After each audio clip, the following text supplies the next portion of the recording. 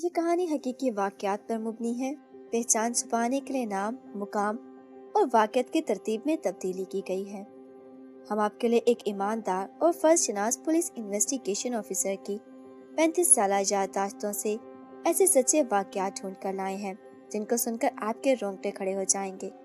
اگر کہانی پسند آئے اور آپ اس جیسی اور سچی کرائم کہانیاں سننا چاہیں تو ہمارے چینل کو سبسکرائب کر لیں اور بیل کے بٹن کو دبانا نہ بھولیں تاکہ ہر نئی کہانی کا نوٹیفیکیشن آپ کو ملتا رہے۔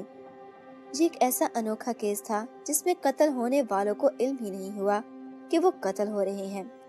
لواحقین اپنے پیاروں کو قبروں میں اتارتے رہے اور یہ جان ہی نہ پائے کہ یہ طبی موت نہیں بلکہ قتل ہے۔ لاہور کے نواح میں ایک چھوٹی سی غریبوں کی بستی تھی۔ یہ کیس اسی بستی سے شروع ہوا تھا۔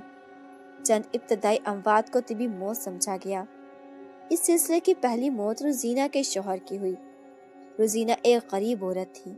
اس کا شوہر الیاس دہاڑی دار مزدور تھا۔ ہر غریب کی طرح ان کے گھر میں ہر سال ایک بچہ پیدا ہو کر غریبوں کی تعداد میں اضافہ کر دیتا تھا۔ وہ روزینہ کا چوتھا بیٹا تھا۔ 8ویں مہینے سے ہی روزینہ کی حالت خراب ہو گئی۔ اس بستی میں خیراتی ہسپتال بھی تھا جہاں گھانی کی ڈاکٹر روز شام 5 سے 10 بجے تک بیٹھتی تھی۔ بستی کے علاوہ آس پاس کے علاقے کے لوگ وہیں سے علاج معالجہ کرواتے تھے۔ پرانی ڈاکٹر کی وجہ سے ایک نئی ڈاکٹر زکیہ نے چارج سنبھالا۔ وہ ادھیر عمر تھی اور کافی تجربے کار تھی۔ علاقے کی عورتیں چند دنوں میں ہی ان سے کھل کر اپنے مسائل شیئر کرنے لگیں۔ روزینہ بھی ان کے پاس پہنچی۔ ڈاکٹر زکیہ روزینہ کی حالت دیکھ کر بہت خفا ہوئی اور اس کو ہدایت کی کہ اب مزید بچے پیدا نہ کرے، اپنی صحت کا خیال رکھے۔ روزینہ پہلے ہی دکھی تھی۔ ڈاکٹر زکیہ کی بات سن کر رو پڑی۔ اس نے بتایا کہ اس کا شوہر اس سلسلے میں کوئی تعاون نہیں کرتا، نہ ہی وہ کی پروٹیکشن لینا چاہتا۔ حد تو یہ تھی کہ وہ اس حالت میں روزینہ سے ازدواجی تعلق قائم کرنے کی ضد کرتا تھا۔ ڈاکٹر زکیہ سخت خفا ہوئی۔ انہوں نے روزینہ کو چند گولیاں دی اور اس کو ہدایت کی کہ ایک گولی روزانہ اپنے شوہر کو چائے یا کسی بھی چیز میں ملا کر کھلا دے، جس سے اس کی نفسانی خواہش کم ہو جائے گی۔ روزینہ کو وہ دوا ایک نعمت لگی۔ اس کے اپنے شوہر کو روز وہ گولی دینا شروع کر دی۔ گولی کھاتے اس کا شوہر تھکا ہوا محسوس کرتا اور جلد سو جایا کرتا۔ یوں روزینہ کی جان بخشی ہو جاتی۔ لیکن ایک رات وہ ایسا سویا کہ کبھی نہ اٹھا۔ صبح جب اس کو جگانے کی کوشش کی گئی مگر وہ نہ اٹھا۔ گھر والے اس کو سرکاری ہسپتال لے گئے۔ وہاں جا کر معلوم ہوا کہ رات میں کسی وقت اس کی موت ہو گئی۔ سرکاری ہسپتال میں اتنی فرصت کسی کو نہ تھی کہ اس کی موت کی وجہ جاننے کی کوشش کرتا۔ رپورٹ میں حرکت قلب بند ہونے کی موت کی وجہ قرار دے دیا گیا۔ اس کے بعد تو جیسے اس علاقے کے آدمی کو موت نے اپنے نشانے پر لے لیا۔ ہر کچھ ہفتوں بعد کسی گھر کا کوئی آدمی سوتا رہ جاتا اور رپورٹ میں حرکت قلب بند ہونا ہی لکھا جاتا۔ مگر جب تواتر سے ایسے کیس سامنے آنے لگے تو لوگوں میں خوف و ہراس پھیلنے لگا۔ کوئی بھوت پریت کا نام لیتا تو کوئی اس کو خدائی قہر کہتا۔ کچھ پڑھے لکھے لوگ اس کو امریکہ کا کیمیائی حملہ قرار دینے لگا۔ اس علاقے کے قریبی ہسپتال کے ڈاکٹرز نے بھی ان اموات کا نوٹس لیا۔ ایک ساتھ اتنی اموات ایک ہی انداز میں ہونا خالی از الت نہیں تھا۔ مرنے والوں کے خون کی جانچ ہونے لگی۔ خون کے جانچ کے نتائج ہوش اڑا رہے تھے۔ ہسپتال کے انچارج ڈاکٹر بخشی نے ہی پولیس کو آگاہ کرنا ضروری سمجھا۔ ڈاکٹر بخشی نے انسپکٹر نعمان کو بتایا کہ پچھلے 1 سال میں بستی اور اس کے ارد گرد کے علاقے سے 15 لاشیں آ چکی ہیں جن کی اموات بالکل ایک جیسے انداز میں واقع ہوئی تھی۔ آخری 6 لاشوں کی پوسٹ سے یہ بات سامنے آئی ہے کہ ان سب کے خون میں ایک ایسی دوا کے آثار ملے جس میں خون کو چبا دینے کی صلاحیت ہوتی ہے۔ وہ دوا شدید زخمی مریضوں کو ماہر سرجن نہایت احتیاط کے ساتھ استعمال کرواتے ہیں، مگر ان سب مرنے والوں کے خون میں اس دوا کی اچھی خاصی مقدار پائی گئی۔ یوں لگتا تھا جیسے وہ اس دوا کا کافی استعمال کرتے رہے تھے۔ انسپکٹر نعمان علاقے میں تفتیش کرنے پہنچے۔ انہوں نے مرنے والوں کی بیماریوں اور زیر استعمال ادویات کی جانچ کی، مگر مرنے والے زیادہ تر جوان آدمی تھے جو کوئی دوا استعمال نہیں کرتے تھے۔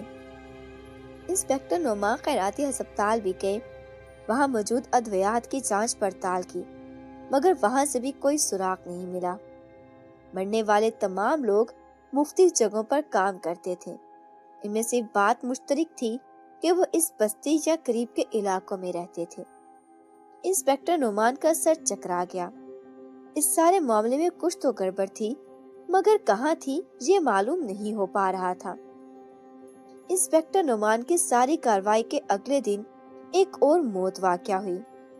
مرنے والا اس بار بھی ایک جوان مرد تھا اور وجہ وہی تھی، دل کا اچانک رک جانا۔ ڈاکٹر بخشی کی انسپکٹر نعمان کو بلوا لیا۔ انسپکٹر نعمان نے پوسٹ مارٹم کا حکم دے دیا۔ پوسٹ مارٹم کی رپورٹ میں صاف لکھا تھا کہ مرنے والا کسی قسم کی بیماری میں مبتلا نہیں تھا، نہ ہی اس کو دل کا کوئی مرض لاحق تھا۔ بات اب گھمگیر ہو چکی تھی۔ انسپکٹر نعمان اس بار اپنی پوری ٹیم کے ساتھ علاقے میں پہنچے۔ مرنے والے تمام لوگوں کا ریکارڈ مرتب کیا گیا، ہر چھوٹی بڑی بات نوٹ کی گئی، اور جب انسپکٹر نعمان نے اس پورے ریکارڈ کو باریک بینی سے دیکھا تو کئی باتیں ان سب میں مشترک نظر آئیں۔ مرنے والے تمام مرد تھے، شادی شدہ تھے، اور ان میں سے زیادہ تر کی بیویاں ان کی موت کے وقت حاملہ تھیں۔ انسپکٹر نعمان نے آخری مرنے والے شخص سرفراز کی بیوی سے پوچھ گچھ کے لیے اپنی ایک تندومند لیڈی کانسٹیبل شینا کو ساتھ لیا اور مرحوم کے گھر پہنچ گئی۔ مرحوم سرفراز کی بیوی نائلہ بھی حاملہ تھی۔ شوہر کی بے وقت موت اور مستقبل کے خدشوں نے اس کو آدھ مرا کر دیا تھا۔ شینا نے نائلہ سے ہر چھوٹی بڑی بات پوچھی اور بڑی مشکل سے یہ بات سامنے آئی کہ ڈاکٹر زکیہ کی دی ہوئی دوا سرفراز کو دی تھی۔ گولی کا مقصد سرفراز کی جنسی خواہش کو کم کرنا تھا۔ یہ ایک بہت بڑا کلیو تھا۔ انسپکٹر نعمان نے باقی رہ جانے والی گولیاں فوراً قبضے میں لے لی۔ دیگر مرحومین کی بیویوں سے بھی سختی سے پوچھ گچھ کی گئی اور ان میں سے اکثر نے اقرار کر لیا۔ یہ بات کچھ ایسی تھی کہ عورتیں بتانے سے گریزاں تھی، مگر شینا نے سچ اگلوا ہی لیا۔ انسپکٹر نعمان نے فوراً ڈاکٹر زکیہ کو گرفتار کر لیا۔ ڈاکٹر زکیہ نے کوئی مزاحمت نہیں کی، یوں لگتا تھا جیسے وہ ان کا انتظار کر رہی تھی۔ ڈاکٹر زکیہ نے جرم کا اقرار کر لیا۔ اس نے جو وجہ بیان کی اس کو سن کر انسپکٹر نعمان سمجھ نہ پائے کہ وہ ڈاکٹر زکیہ سے نفرت کریں یا ہمدردی۔ ڈاکٹر زکیہ نے بتایا کہ وہ ایک امیر گھر کی بیٹی تھی۔ اس کے ماں باپ اپنی اپنی دنیا میں مگن رہتے تھے۔ کئی دن زکیہ ان کی شکل نہ دیکھ پاتی۔ ننھی زکیہ ملازموں کے رحم و کرم پر تھی، اور انہی ملازمین نے زکیہ کی معصومیت کو بچپن میں ہی داغدار کر دیا تھا۔ اسکول لے جانے والا ڈرائیور اس کو اپنی گود میں بٹھا لیتا تو کبھی کوئی نوکر کندھے پر بٹھانے کے بہانے اس کے جسم کو مسل ڈالتا۔ زکیہ نے کئی بار اپنی ماں کو بتانے کی کوشش کی، مگر ماں کے پاس اتنا ٹائم نہیں تھا کہ وہ اس کی آنکھوں میں موجود دکھ کو محسوس کرتی۔ اور پھر ایک دن وہ ہوا جس نے زکیہ کے دل و دماغ میں مردوں کے خلاف اتنی نفرت بھر دی۔ اس رات اس کی ماں گھر پر نہیں تھی۔ بارش کے سبب وہ ڈر رہی تھی۔ کار کے ہارن سے اس کو معلوم ہوا کہ اس کے پاپا دل نواز گھر آ گئے ہیں۔ نندی سی ڈری سہمی زکیہ احساس تحفظ کی تلاش میں اپنے باپ کے بیڈ روم میں پہنچ گئی۔ دل نواز اس وقت نشے میں اتنا دھت تھا کہ اپنی ہی بیٹی کو پہچان نہ سکا۔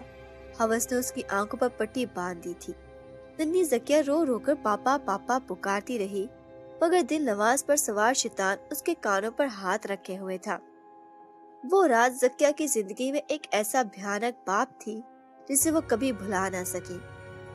اگلی صبح خون میں لتھڑی نیم بے ہوش زکیہ کو دیکھ کر دل نواز نے ڈاکٹر کو بلوایا۔ اپنی بچی کی حالت کا الزام اس نے گھر ملازمین پر لگا کر اس کو نوکری سے نکال دیا۔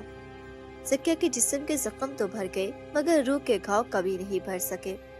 اس کے دل میں مردوں کے لیے شدید نفرت پیدا ہو چکی تھی۔ اس نے کبھی شادی نہیں کی۔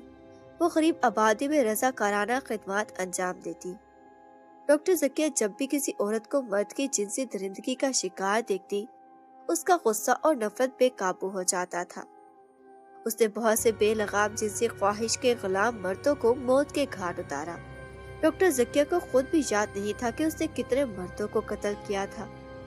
ڈاکٹر زکیہ نے بتایا کہ اس کو معلوم تھا کہ وہ ایک نہ ایک دن ضرور پکڑی جائے گی، مگر اس کو اپنے کیے پر کوئی شرمندگی نہیں تھی۔ اس نے انسپکٹر نعمان کو بھی ہدایت کی کہ اس کے خلاف مضبوط کیس بنائے، کیونکہ اگر عدالت نے اس کو چھوڑ دیا تو وہ ایک بار پھر جنسی جنون میں مبتلا مردوں سے دنیا کا پاک کرنے لگے گی۔